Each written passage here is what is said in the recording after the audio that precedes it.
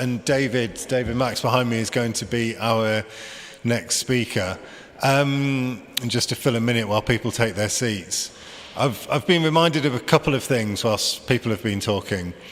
One is, I don't know how many people in the room were at COP26 in Glasgow. It's an interesting experience going to a COP. I wouldn't recommend it. Quite depressing, but lots of very technical negotiations. But there was one session where the people took over. There was a people's movement that took over the main negotiating room. And that day we heard from indigenous leaders, farming leaders from all over the world who spoke in a very different language. It wasn't a technocratic language. It wasn't a language of impossibility, which I think negotiations and political negotiations often bring. It was a language of possibility, rooted in the earth, rooted in nature, rooted in a real love and understanding for Mother Nature and this incredible planet that we live on. And I was sort of holding that a bit earlier, partly giving out these green hearts, because the wonderful lady Elizabeth from the Women's Institute just introduced herself, and we've worked really closely with the Women's Institute in February every year to run this Show the Love campaign, because at the end of the day, let's just remember this beautiful planet. And we sadly lost James Lovelock earlier this year, who identified this idea of Gaia and our connectivity with the earth. And that we can find that at every level. We can try to find that internationally, but critically we can find that on our doorstep, whether we've got window boxes, whether that is in our churchyards, as we're going to hear about, and so many other places, and just using that opportunity to connect with nature every moment we can. That was a bit of self-therapy for myself. So, over to David from the Norfolk Conservation Corps.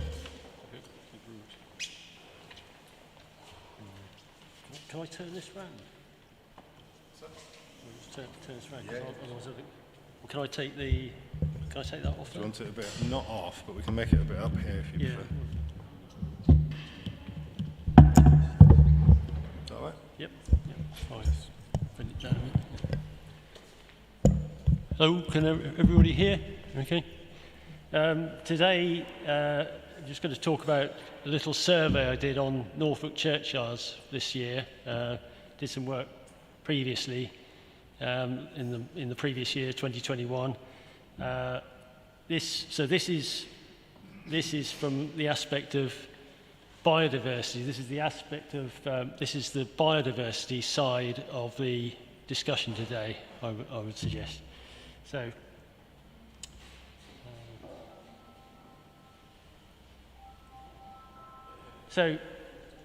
One of the good things about churchyards is that the land use has been much the same for decades or even centuries, and that means that invertebrate populations have had a long time to become established, and they're also quite reasonable mix of plants of various species. And churchyards are also usually free of agrotoxins. In the past, it's possible that things like DDT have been used. I very much doubt if there's been any neonics used in them. And there'll have been very little disturbance for the most part there. And from the point of view of doing a survey, a good feature is that you've got public access. You don't have to go and, if you wanted to do a survey in, say, people's gardens or something, you would have to go and get permission from lots and lots of different people.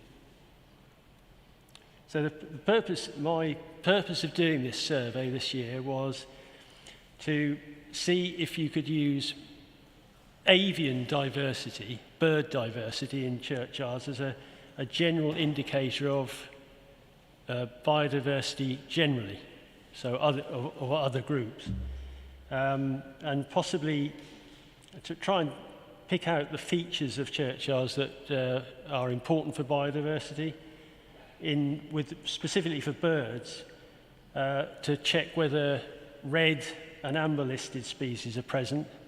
Many of our bird species now are in rapid decline. That follows on, earlier we had, it was mentioned that in the hedgehog talk, it was mentioned that insect numbers have collapsed over the last 30, 40 years or so. And that shows up in surveys of butterflies and so on. There's probably better data for bird abundance than probably any other group, I would suggest. It's so detailed and it covers the whole country. That may be a good indicator. Bird diversity may be a good indicator of other groups. And it's possible that if you can tease out the things that are affecting avian diversity, it may be that you might be able to recommend slight modifications to the way churchyards are being managed. So, this survey was based it's in North Norfolk. I live at South Rainham, which is near Fakenham. And I did it all on my bicycle, so it had to be within about 15 kilometres from where I live. Did a few recce visits the previous year. The data that I've used for 2022 were all taken and collected in the morning. I found that there was a big effect if you went and tried to use data from the afternoon. Not really much use at all. I went to each site, basically just walked around and recorded everything I saw in 30 minutes.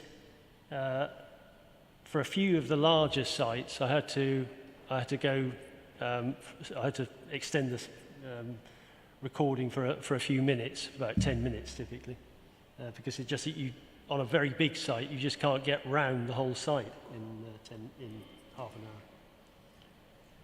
So the study area, you can see this red rectangle, that shows where the study area was. And those are the detailed locations. So here's where I live. And people who are familiar with Norfolk will recognise the main roads, A1067, A148, A1065 and so on. That's pretty self-explanatory. So the main recording group that I chose was birds, and the reason is that recording birds is trivial, really. If you try and record other groups, I don't know, bees and wasps, for example, or earthworms, you need some quite specialised equipment, really, to do that.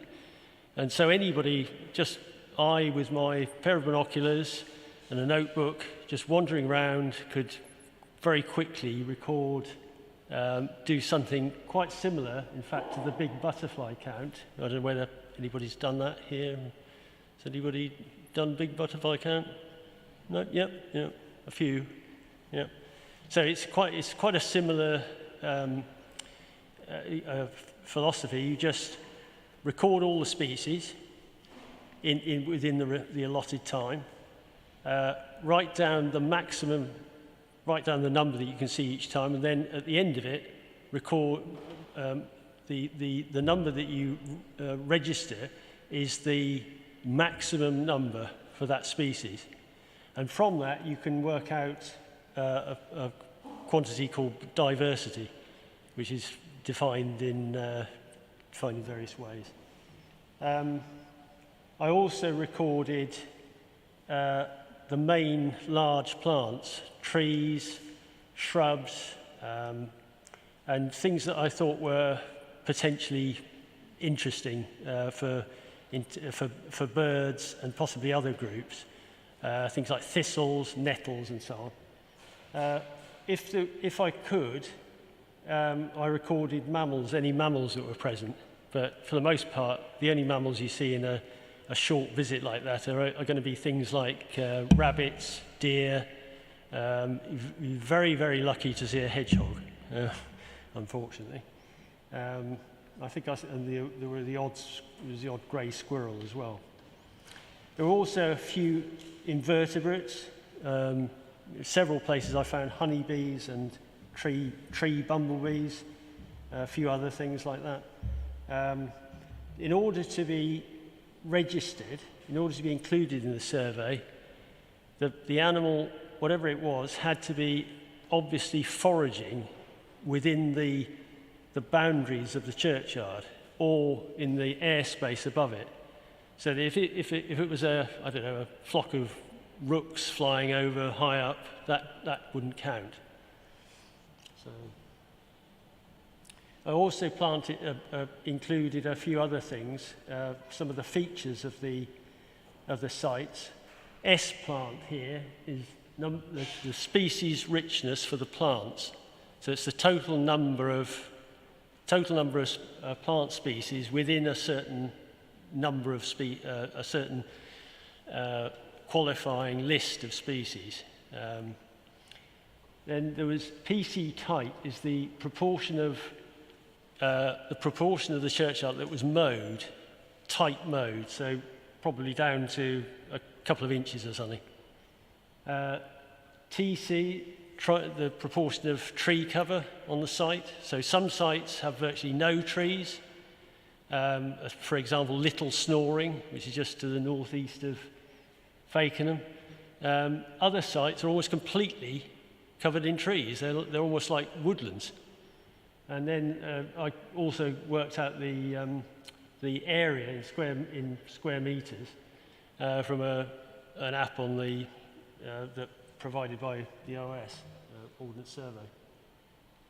So there's a list of the plants.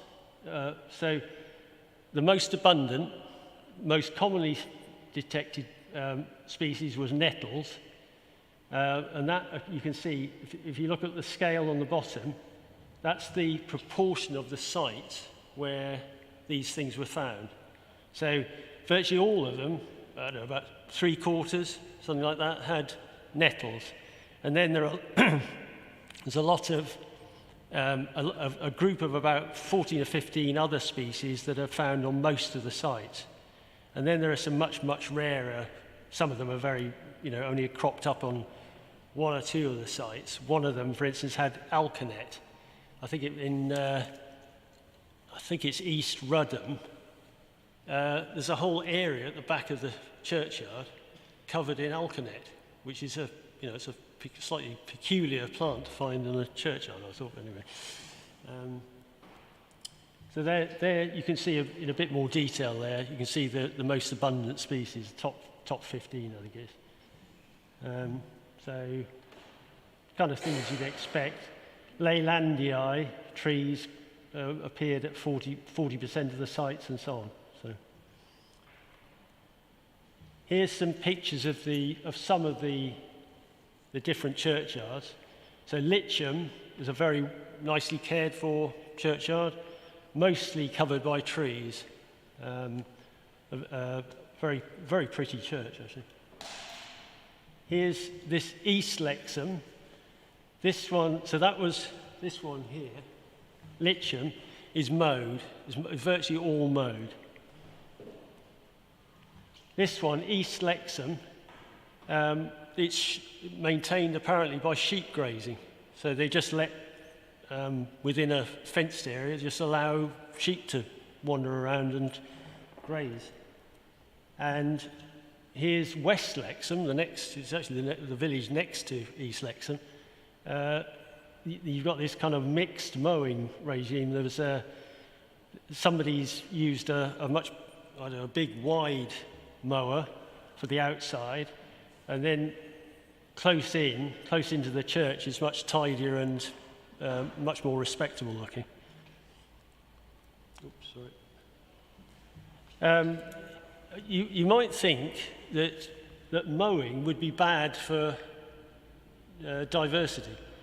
I expected, when I started this thing, I thought, so this is along the bottom axis, we've got the proportion of tight mowing.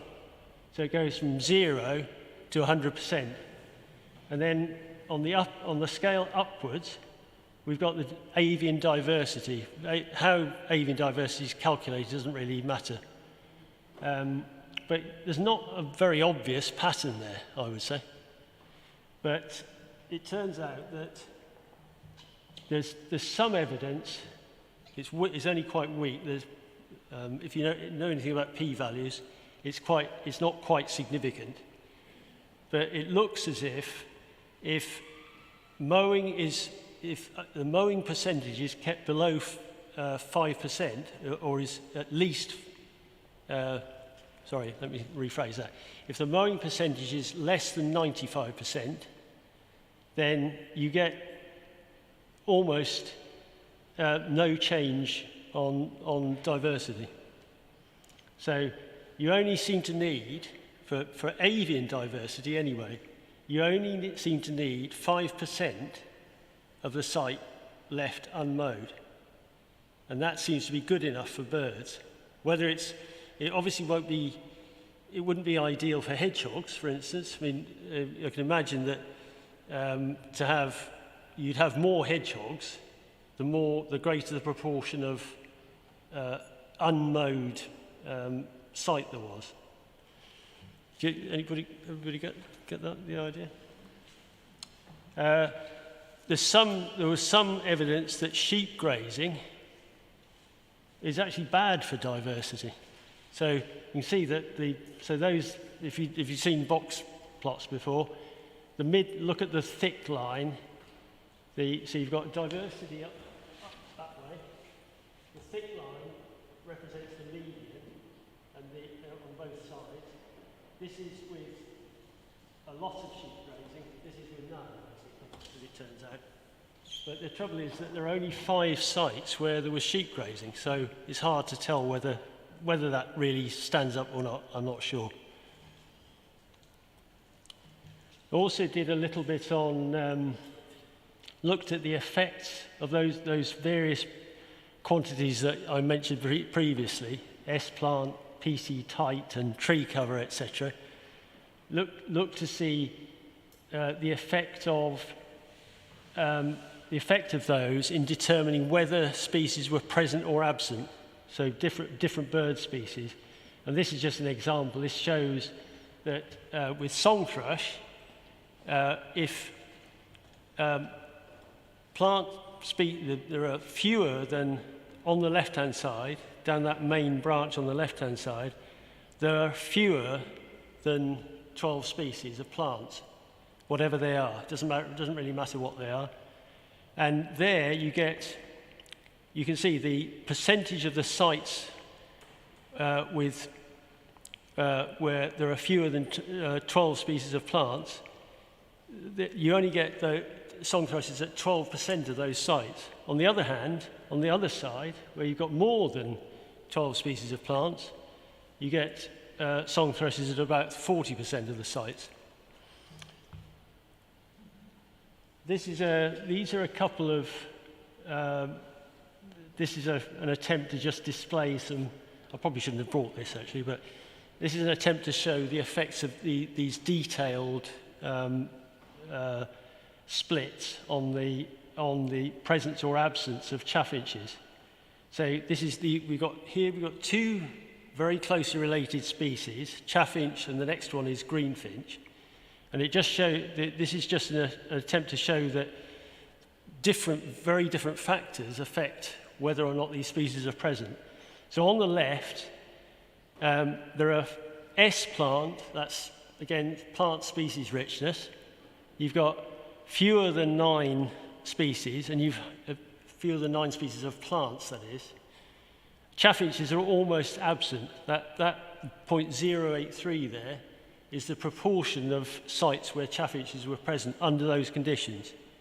On the other side, where you've got more than at least 9 species of plants, there are some combination of conditions where you get chaffinches at nearly 100% of the sites, 85.6, 85.7% of the sites.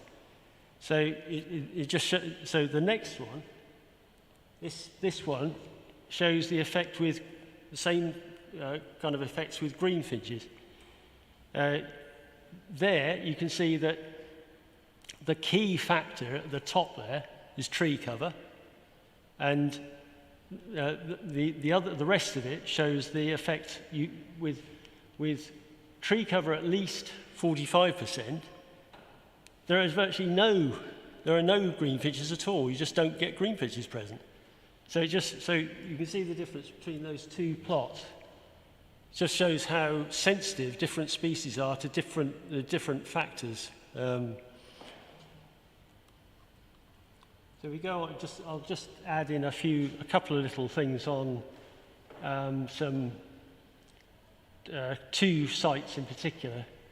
So this was a rare example of a site where house martins were nesting on. House martin is a red-listed species now. It's in steep decline. It's been, when I was 50 years ago, house martins, there was a site in Oxfordshire where house martins, there were something like 500 pairs of house martins under one bridge at, I think it's called Sutton Courtenay. I can't remember for sure exactly where it is now. It's on the Thames. 500 pairs. That colony has gone completely now. And that must almost certainly be because of the reduction in insects. I think the bridge is still there. Nothing in that respect, nothing much has changed. But this was a rare example. I don't think, unfortunately, because of you can't really see very clearly, but under here there are some house martin nests. I'm afraid you can't really see them very well. And finally, this is a last little snippet slide. This was what I think must have been a badger had dug out a bumblebee nest, white-tailed bumblebee nest. And I think this had probably happened a couple of hours before I got to the site, because there was still, not very clear, but you see here, this is a bumblebee here, and down in the bottom, there are a lot of dead or just about alive bumblebees.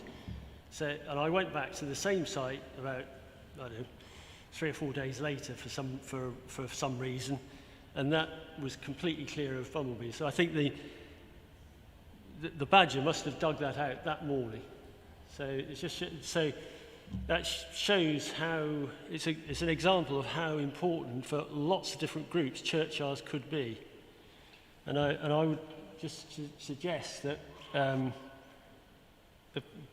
a key point here is that forget most of the top of that, potential for churchyards as biodiversity sites is, I believe, absolutely enormous, and isn't at the moment being exploited.